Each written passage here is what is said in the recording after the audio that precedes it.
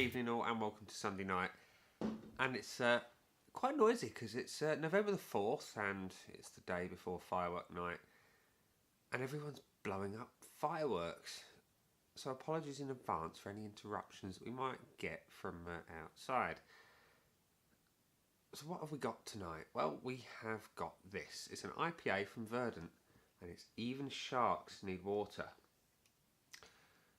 I've seen this around and I always thought to myself, I want to try it because it's true, even sharks need water.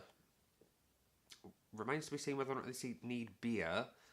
But anyway, what can I tell you about Even Sharks Need Water? Well, it's an IPA weighing in at 6.5% ABV. It's made with Citra, Galaxy and Nelson Sauvin hops. And it says it's murky, thick, juicy and chewy. It's like a packet of sherbet sweets drenched in tangy fruit layers, cuddled by a comforting bready hug. Soft to drink with a slight creamy texture and a medium dry finish.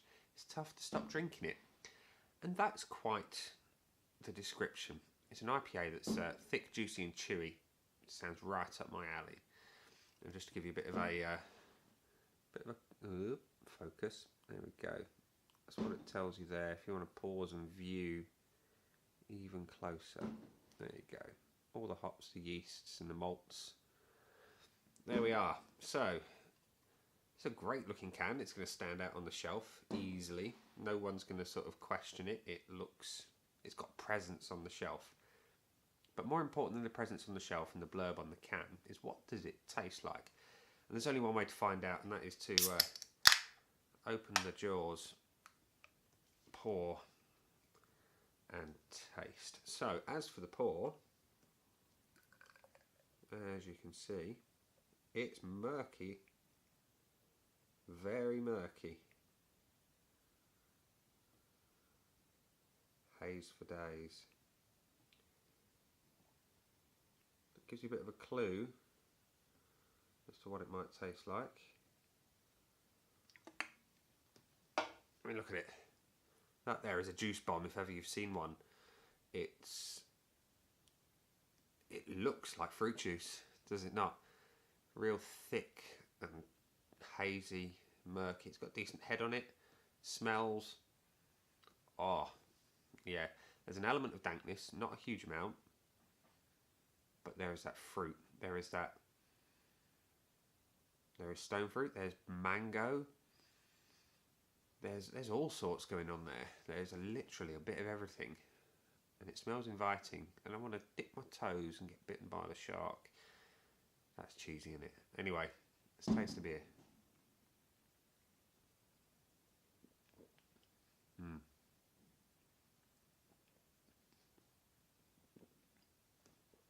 That is good.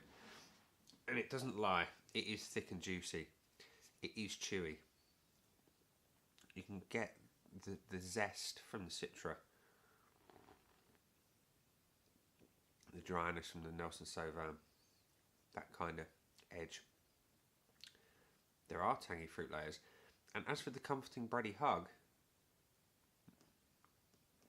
I get it, like you would find in a good wheat beer.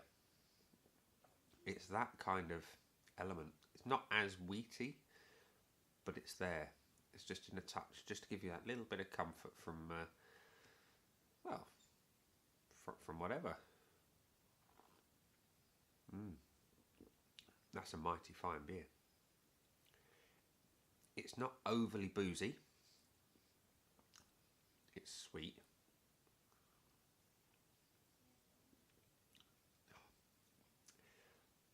It's not massively hopped, but they're there.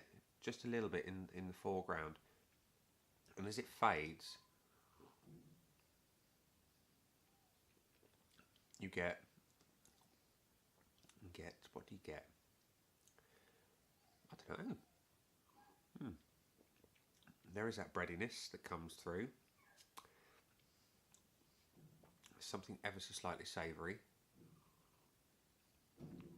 but ultimately it's extremely drinkable, and I get that. It's hard for Verdant to make anything that's not, let's be honest. They make fantastic beer all through the year, in every style that they make.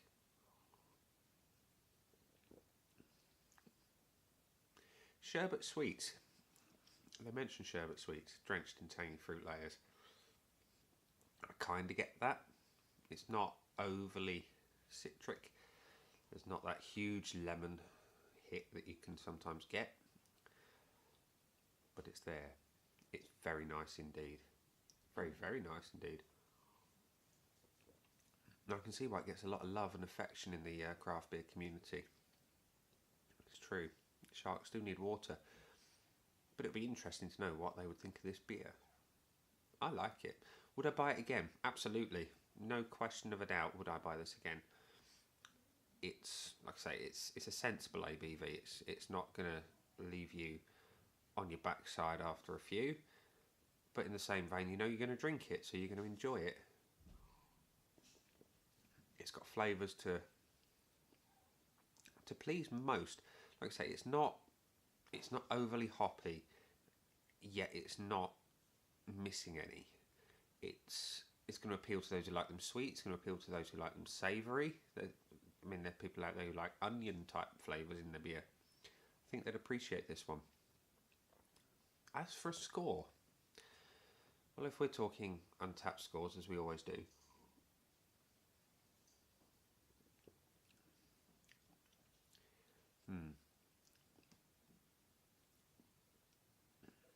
like I said in other videos, for me to buy it again, it's got to be more than a 3.